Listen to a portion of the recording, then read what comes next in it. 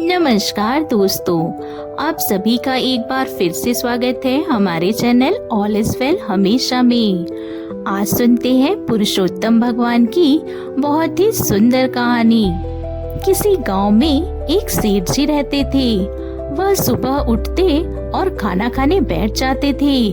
उन सेठ के एक बेटा बहू भी थी।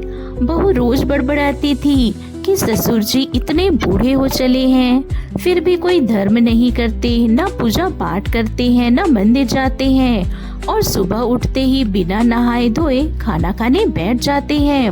वह रोज अपने ससुर से कहती, ससुर जी कोई तो नियम ले लो, अगर पूजा पाठ नहीं करनी है तो मत करो। लेकिन ससुर जी बहू की बातों को अनसुना कर देते।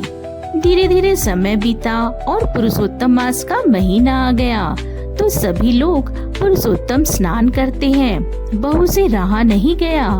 उसने अपने ससुर जी से फिर कहा, पिताजी सारा गांव अधिक मास स्नान कर रहा है, पूजा पाठ कर रहा है। आपको पूजा पाठ नहीं करनी है तो मत करो, लेकिन कोई तो नियम ले लो, अभी अधिक मास चल रहा है तो आप सुबह उठकर स्नान करके मंदिर जाया करो और भगवान का प्रसाद लेने के बाद ही खाना खाया करो। इस बार ससुर जी ने बहू की बात मान ली। सोचा कि शायद बहू सही कह रही है, मंदिर पास में ही तो है। अगले दिन सेठ जी रोजाना सुबह जल्दी उठकर नहा धोकर मंदिर जाने लगे और प्रसाद लेकर आते, फिर खाना खाते। उन्होंने यही नियम बना लिया। कुछ दिनों बाद सर्दी का मौसम आ गया तो पंडित जी देर से उठने लगे, लेकिन सेठ जी तो जल्दी उठ जाते थे। उन्हें बहुत बुरा लगता कि पंडित जी कितनी देर से उठते हैं। एक दिन बहू को खेत पर जल्दी जाना था तो उसने बाजरे की खिचड़ी बनाई थी। बहू ने ससुर जी से कहा, पिताजी मैंने खिचड़ी बाहर रख दी है, आप खा लेना। और यह कहकर बहू खेत पर चली गई। अब ससुर जी ने सोचा कि खिचड़ी तो ठंडी हो रही है और पंडित जी ने अभी तक आरती नहीं की, तो मैं यह कैसे खा लूं?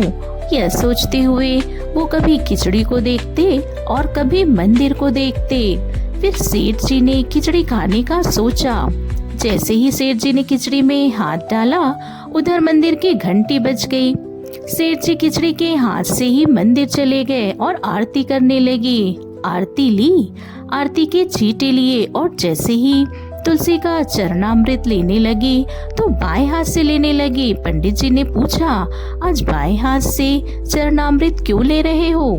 सीधे हाथ से लो। लेकिन सेठ जी का तो सीधा हाथ खिचड़ी से सना था। जब तक आरती हुई तब तक सेठ जी भगवान से प्रार्थना करते रहे, भगवान मेरी रक्षा करना, मैं जल्दी में हाथ धोकर नहीं आया। हाथ देखकर पुजारी जी क्या कहेंगे? वह भगवान से प्रार्थना कर ही रहे थे कि पंडित जी ने सेठ जी का सीधा हाथ आगे किया तो देखा हाथ में सोने चांदी की छोटी छोटी घुंघरियां हो गई थी। सेठ जी यह देखकर बहुत खुश हुए।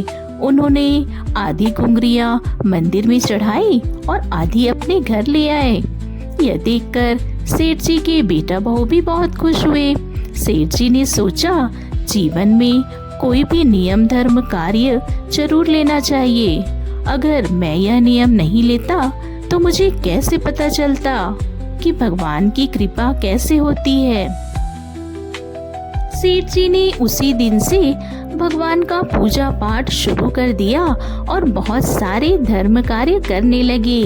जय हो पुरुषोत्तम भगवान की।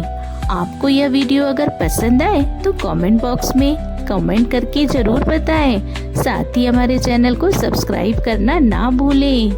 आपका बहुत बहुत धन्यवाद।